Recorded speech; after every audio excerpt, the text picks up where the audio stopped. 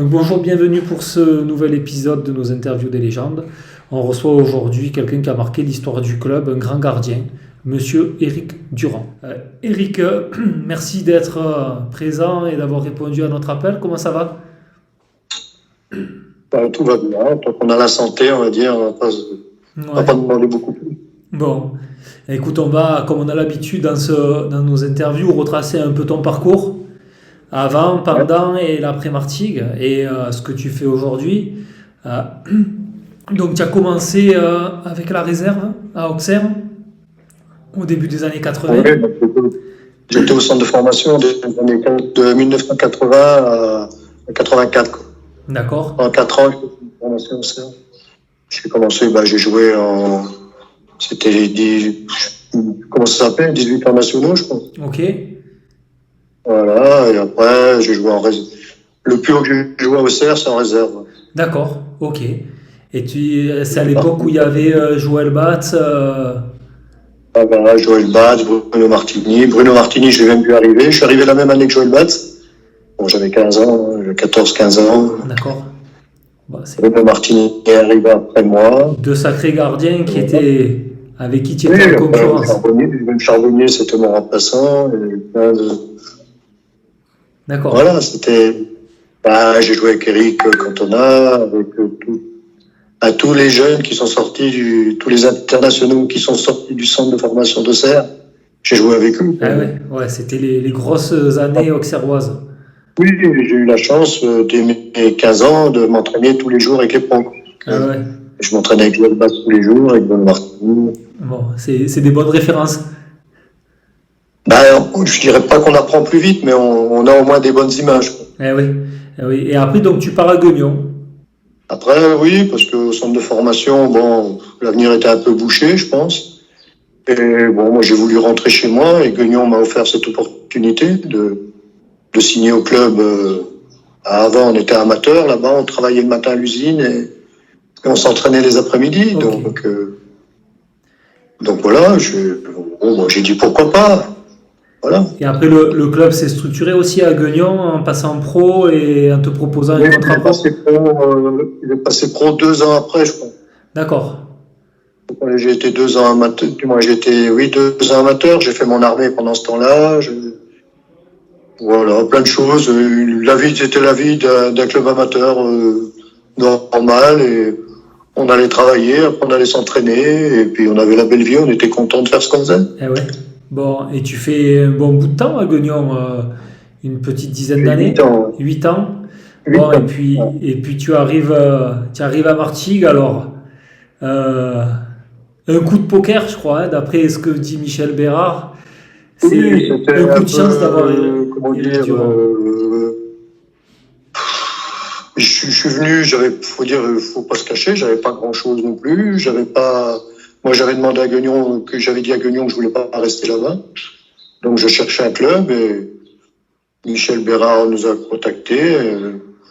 On s'est mis d'accord assez vite et puis voilà, quoi. Donc je dirais l'histoire d'amour avec les dirigeants, les premiers dirigeants, les vrais dirigeants du FC Martigues qui ont apporté quelque chose, je dirais, de positif.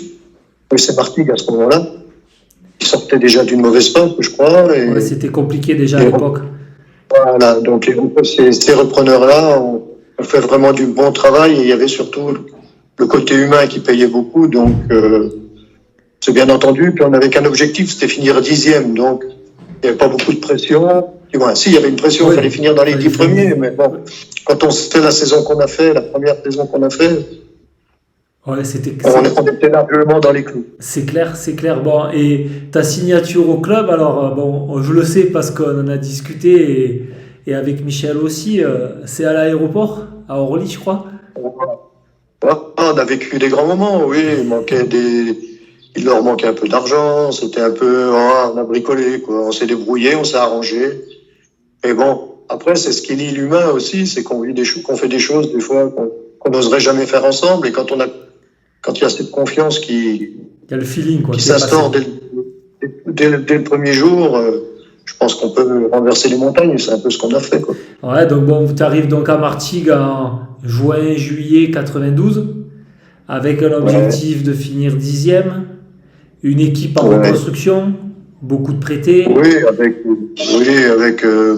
Je dirais presque une équipe faite de bric et de broc avec des joueurs, bon, revanchards, des joueurs qui voulaient peut-être aussi se montrer, et des joueurs qui n'avaient pas leur chance dans leur club. Donc, et l'amalgame s'est fait aussi grâce à Christian Saramagna qui était un amour avec tous ces joueurs.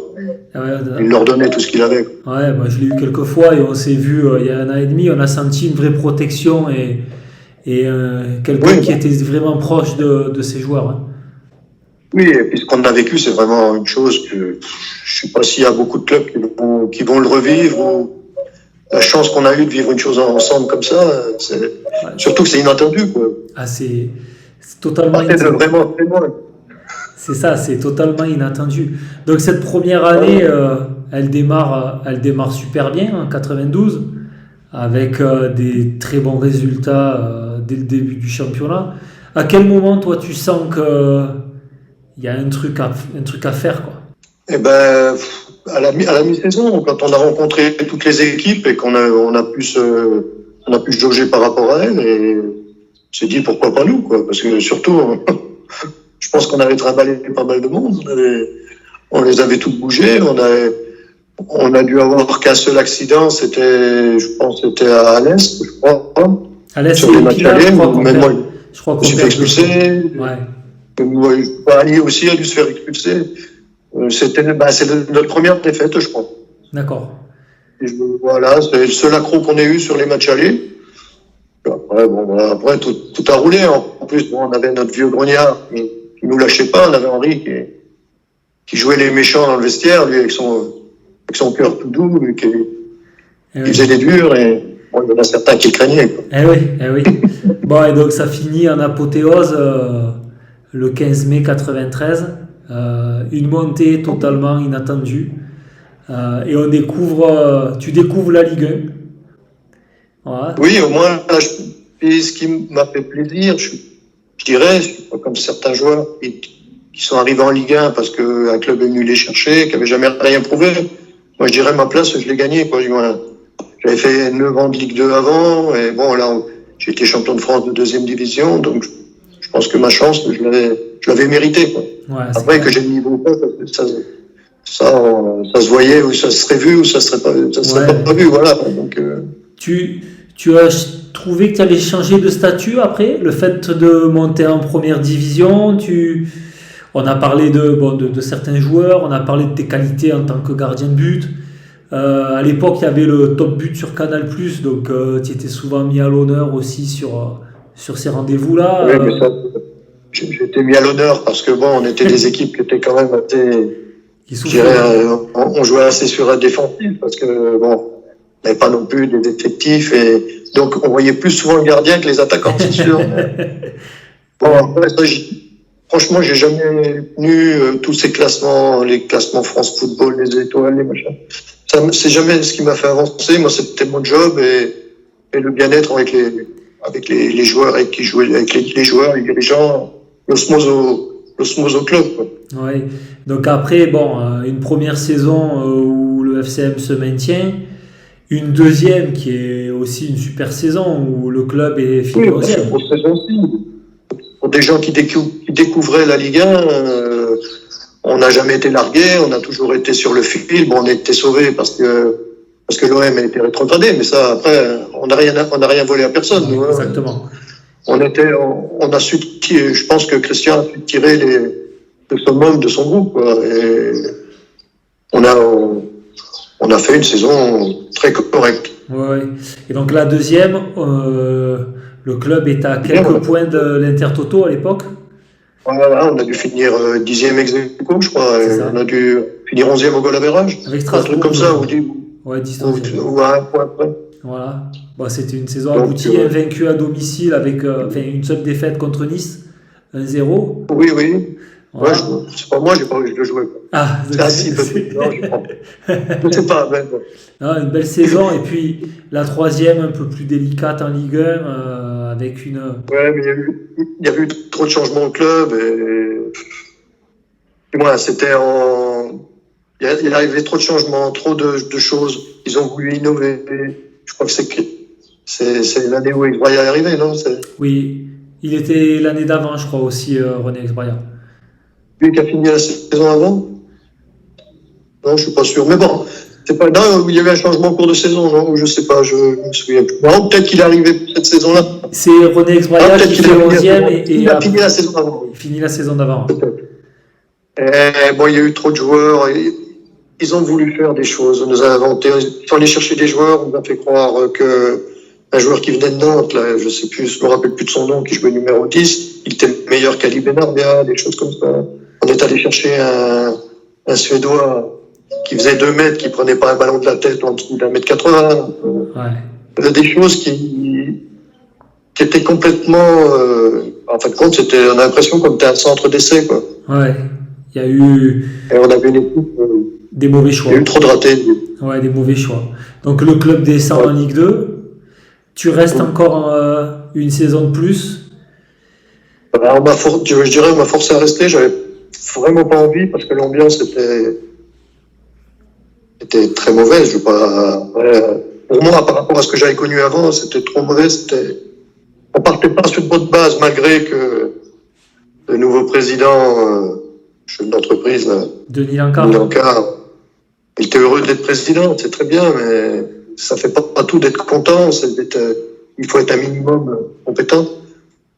Et avec lui, ça s'est très mal passé, parce qu'il faisait n'importe quoi. Il nous disait, oui, mais je baisse vos salaires, mais c'était pour prendre des joueurs plus forts. Donc, en fin de compte, il nous prenait de l'argent pour prendre des joueurs plus chers. Donc, ça allait pas déjà dans son langage, même s'il était honnête. Mais tu peux pas dire à des joueurs, je prends votre argent pour en prendre un autre à qui on va donner beaucoup plus qu'à vous. Ouais. Donc, déjà, dans l'état d'esprit, on n'était pas bon. Donc, après, je veux pas ramener ça au financier, c'est pas ça. Après, il y a eu trop de couilles que j'ai viré dans n'importe quoi. Moi, j'ai même pas eu envie de finir la saison. Même j'avais dit au président, de toute façon, je préfère arrêter le football que d'en faire une saison comme ça. D'accord, ah oui, c'était vraiment compliqué, quoi. Ah oui, j'étais vraiment. Je suis parti, mais de toute façon, je serais parti quoi qu'il arrive. J'aurais arrêté, pour te dire, dans l'état d'esprit que j'étais, c'était tellement. Ouais, puis, C'était devenu un grand n'importe quoi. puis bon, c'est une saison où le club finit 4e, 3e. Il n'y avait que 2 qui montaient. Ça aurait pu permettre au club de relancer aussi la dynamique avec une Ligue 1. Et bon, s'il y a... Ouais. Il y avait en fin de compte, on avait l'effectif pour le faire, mais il y avait trop de discordance au niveau du club. Il y avait trop de choses qui fonctionnaient pas. Ben, bon. Et après, ça a été la licence aux enfers, je pense. Le reste, Ouais, ça a été compliqué après. Ouais.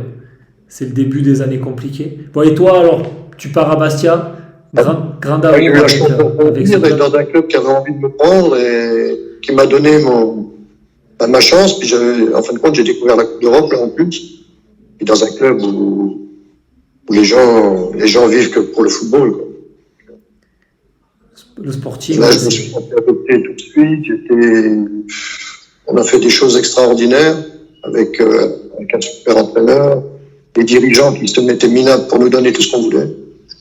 Et voilà, quoi. Une osmose pas possible, quoi. Donc, et on faisait des grosses saisons en Ligue 1, quoi.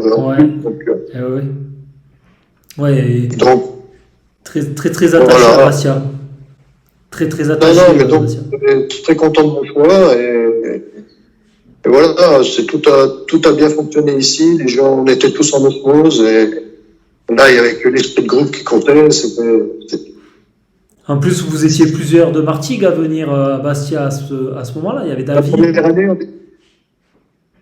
non, je crois que la première année, on est venu que Fred et moi, je crois. D'accord. Et après, il y a David Mazoncini qui est arrivé. Après, il y a Stéphane Audet, Franck Matingou. Je pense que la première année, on est venu que tous les deux avec Fred. D'accord. Ok. Bon, et à Bastia, tu fais... je vais te dire, c'est un peu pour ma vieille tête. Et à Bastia, tu fais combien d'années? 4-5 ans? J'ai fait 4 ans. 4 ans. Tes plus beaux moments de carrière? 4 ans. Comment? C'est tes plus beaux moments dans ta carrière, Bastia? C'est mes plus belles années footballistiques, bon, sans compter l'année de la montée, bien sûr, il y a une chose que je pensais jamais vivre dans ma vie, quoi. Ouais. Et surtout comme j'étais arrivé. Mais bon, ça, on a mérité ce qu'on a fait. Ouais. Bon. Mais c'est vrai que si, c'est les plus belles années de ma carrière. Bon, c'est là où j'ai été le plus exposé aussi. C'était très bien. Et bon, après, il y a eu je suis parti, il y a eu un changement d'entraîneur, un nouvel entraîneur qui arrivait, qui voulait pas spécialement que je reste parce que un jeune gardien qui était prometteur. Et il avait peur que je passe dehors, quoi. Donc tu pars à il a fallu Rennes. que je sois parti 2 ans à Rennes. Bon, et tu commences à Rennes, tu dois pas jouer en principe. Tu dois pas être titulaire. Oui, j'étais pas content et au bout de, je crois, la 2e ou 3e journée, j'étais capitaine déjà, pas de l'équipe. J'ai fait 27 matchs pendant la saison. D'accord. Pour un vieillard, c'est pas mal, j'avais 37 ans. 37 ans. Non, mais j'étais content d'avoir dépanné comme j'y allais pour ça avec Christian Gourcuff qui m'avait appelé, il m'avait dit on a un jeune gardien, je te voudrais pour au cas où. Et puis bon, le cas où a été forcé, je dirais. Et puis l'année après, ils ont pris Petr Cech, donc après, bon, là, quand tu vois la carrière qu'il a fait, tu te dis bon, je vais peut-être le regarder jouer, c'est pas mal aussi. Ouais. Bon, et en tant que joueur, bon, tu as su évoluer professionnellement et en tant que joueur, tu as évolué positivement avec les clubs aussi. Tu as su aller vers de la plus-value sportive tout au long de ta carrière. Voilà, oui, j'ai eu la chance d'avoir une plus-value sportive. Pour finir, quand même, quand on va à Rennes maintenant, c'est quand même pas. C'est beau. Rennes qui était en pleine construction, qui mettait beaucoup de moyens aussi. Je veux pas dire, je n'ai pas été perdant, je suis pas allé là-bas. Ça valait le coup d'y aller aussi. Et donc, non, je suis content en fin de compte, de la pente de ma carrière. J'ai toujours été en progression. Toujours. Je suis allé toujours à tout haut, toujours. Bon, après, c'est vrai que je partais. Bon, c'est vrai que j'ai commencé un peu tard en Ligue 1. J'ai commencé, j'avais 27 ou 28 ans, je crois. Donc, tu penses que ça t'a. Ma prochaine question, c'est. Je pense pas à ça. J'ai eu une très belle carrière. Je suis content d'avoir fait ce que j'ai fait. Je n'ai pas non plus la folie des grandeurs. C'est pas. Souvent, on parlait de toi. Moi, j'ai donné le meilleur de moi-même. Je n'ai jamais connu le chômage. Ouais. L'équipe de France. Je me suis arrêté quand j'ai voulu m'arrêter. J'aurais pu continuer encore quand je suis parti de Rennes, mais mon corps m'avait dit stop. Et j'aurais pu tricher comme certains font. Ils signent des contrats pour signer des contrats. Ouais. J'ai arrêté. Ouais. Voilà. Et une sélection en équipe de France, c'est pas un regret au final après avoir fait. L'année de 98, je m'en étais un peu rapproché, du moins je m'en étais rapproché. Je pense que j'étais 4 3-4. Quand je vois que Charbonnier a fait la Coupe du Monde, je me dis c'était permis un peu à tout le monde, hein, tout le monde avait sa chance. Quoi. D'accord. On était plusieurs à se dire pourquoi pas moi. Quoi. Ouais. Après, c'est vrai que jouer dans les clubs où j'ai joué, c'était peut-être pas assez médiatisé. Voilà, c'était. Moi, j'ai jamais joué dans des grands clubs. À Rennes, qui est devenu un club à peu près. Non, il n'y a pas beaucoup d'internationaux dans ces clubs-là, du moins en France. Ouais. Et puis, il faut se dire aussi qu'on a un pays où il sort beaucoup de joueurs, beaucoup de très bons joueurs.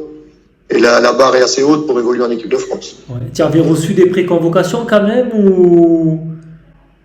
Moi, j'ai jamais été au courant de rien. Et franchement, quand on voit certains qui s'exportent, qui disent dans les journaux, je me sens d'être international, je veux être international, je comprends pas que j'y sois pas, j'y suis pas.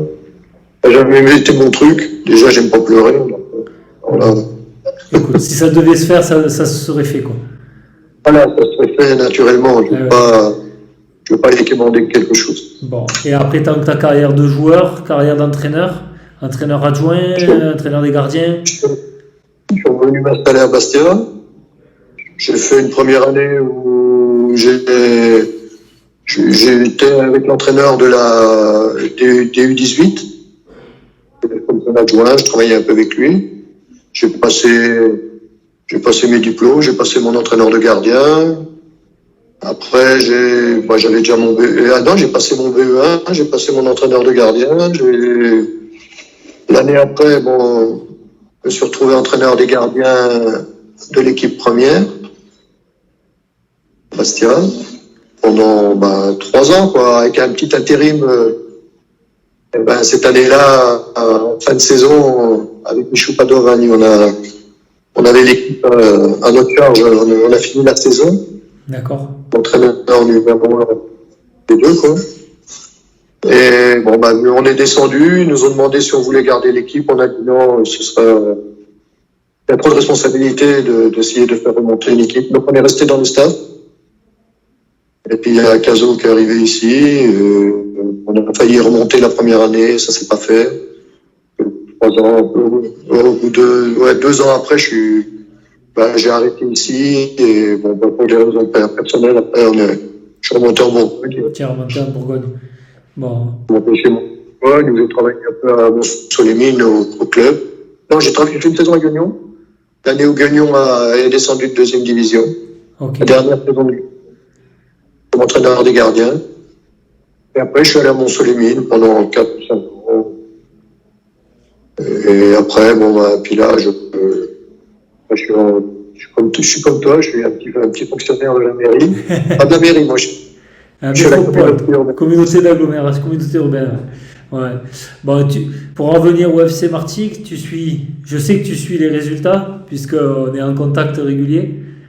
C'est pas mal ce qui est fait, et ça fait du bien de revoir le club. Voilà, après, ça redonne le moral, et puis quand on voit où le club était tombé, et quand on sait tout ce qu'on a connu là-bas, ça faisait un peu mal au cœur, quoi. Donc là, les voir, ce serait l'idéal de les voir remonter au minimum en 2e division, en Ligue 2, pardon. J'ai des termes de vieux. Eh oui. En Ligue 2, ouais, on va se donner les moyens. Non, surtout là, on sent que le rêve est à portée de main, quoi. Donc, puis on voit que les gars n'ont pas envie de lâcher et que ça joue. Par moments, on les a sentis un peu émoussés sur les derniers matchs. Là, j'ai pas vu le dernier match. Là, j'étais dans le bateau pour venir ici, mais je pense qu'ils ont repris un peu le dessus physiquement, comme tu me disais. Donc. Ouais, physiquement, on a été dans le dur et là, c'est reparti. Ça, sur les derniers matchs, un peu comme s'ils étaient fatigués, quoi. Après, on peut pas tirer sur les hommes qui sont pas, au départ, sont pas faits pour ça. Voilà, donc, ça arrive. 5 matchs, 5 finales. Bon, tu es revenu à Martigues il y a 1 an et demi. Il y a de fortes chances qu'on te revoie prochainement, quand même. Si j'ai bien compris. Normalement, oui. C'est bien de venir pour fêter quelque chose d'extraordinaire. Ouais, écoute, on va se revoir prochainement, quoi qu'il arrive. Bon, Eric, voilà. Je te remercie. Passe de bonnes vacances en Corse. Je vois qu'il fait beau. Ouais. Je te montre. Ouais, c'est bon, il fait beau. Il fait beau. Et je te dis à très bientôt. Je vais faire une grande balade sur la plage, là. Avec mes petites filles, je suis plus heureux des hommes. Eh ben, écoute, continue de profiter et on se voit bientôt. Les gars, et au bout de la rêve. Allez, merci beaucoup. À bientôt. Ciao, merci.